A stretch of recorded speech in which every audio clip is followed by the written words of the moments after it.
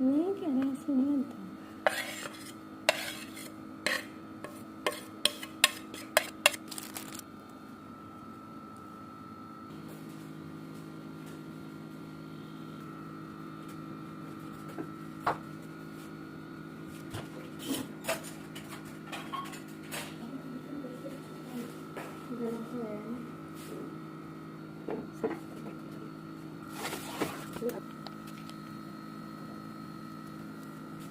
Ano, pero hindi lang tanong. Challenge.